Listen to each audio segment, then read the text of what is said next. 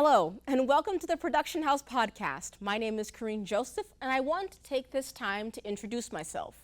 You might know me from last season as the host, where I interviewed the members of Concordia University Television, also known as CUTV in Montreal, Canada. In those episodes, I had spent quite a bit of time probing into each person's projects, not so much themselves. This season and moving forward will be a departure from that format. While I don't mind sitting down and asking people questions, my intent is for the episodes to be more of a conversation. I've had a deep-seated interest in running my own podcast for many years. To be completely transparent, season 1, as fun and fulfilling as it was, also came from misguided obligation. I felt like I needed to interview the members as a way of contributing to the community and not wasting everyone's time. Again, and let me be clear, sitting down and talking with everyone was a wonderful feeling that I cannot begin to describe. However, from season 1's short run back in 2018, my mindset has shifted and I'm ready to get back into podcasting. For starters, as stated earlier, there will be episodes where I'm having conversations with guests, but there will also be episodes throughout the season when I'm just talking to you, the audience, directly. My intent with those sit-down episodes is to tell, and if possible, show you how to tell a meaningful story. Don't get me wrong. You can easily take a class, purchase a book, or even look up a video telling you how to write a story. And if you are someone like myself who loves watching and creating pieces of cinema, there are books like Save the Cat, as you can clearly see here, which tell you how to break down a script and where your story beats need to go and what page they need to be on. That's the technical side to storytelling, which is all well and good, but these resources won't tell you how to tell a story with a soul. I'll admit, that's not something that can be taught overnight. A story with a soul has 4 components. Number 1, understanding how to format your story, where books like Save the Cat and No Plot, No Problem come into play. Number 2, time. Yes, all great things take time. Unless you are a one-draft wonder, don't expect to wow others right out of the gate.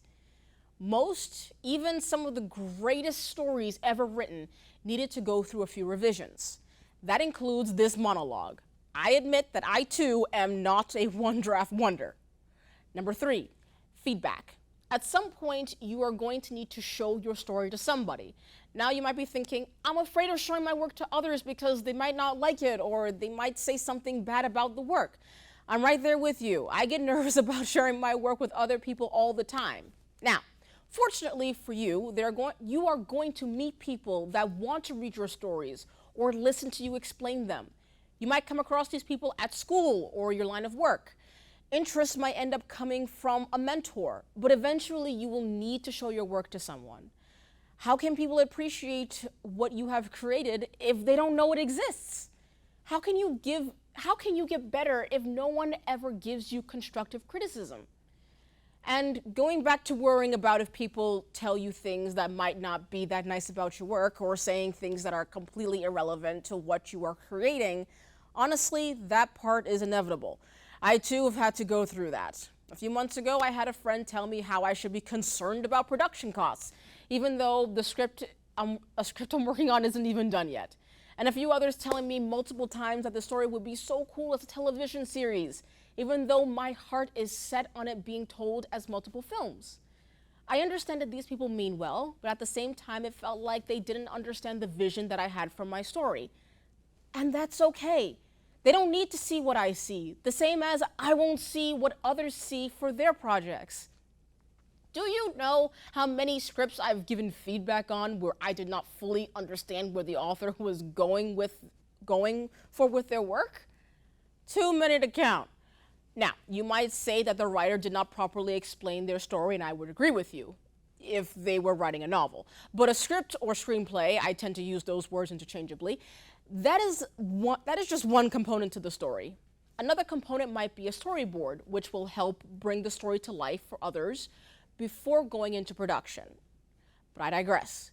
You will need to get feedback that will be both helpful. You will get feedback which will be both helpful and hurtful, but it's on you to discern what you will take to heart and what you will let go.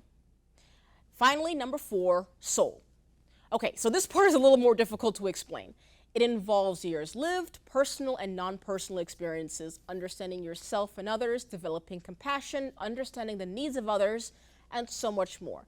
This is not a complete list by any means, but you can tell when an author has put soul into their work by the care put into the story. When you can tell that every little detail was thought out, even so where the characters stop feeling like characters and more like real people. To a small degree, you might relate to the author if you are inclined to try and understand them. Now, don't get me wrong, learning from established writers and other creators will always procure a wealth of knowledge.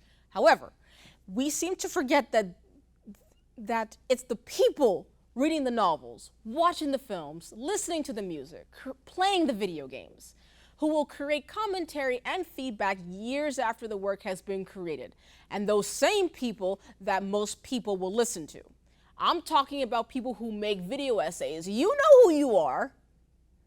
In conclusion, my goal moving forward is to keep asking the why and really get into the heart of not just what makes stories interesting and compelling to the individual, but what gives stories a soul.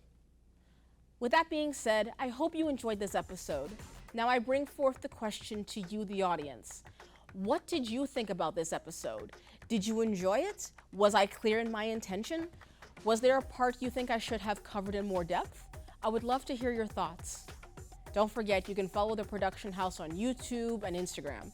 You can listen to the podcast on iTunes, Spotify, Stitcher, or wherever you get your podcasts.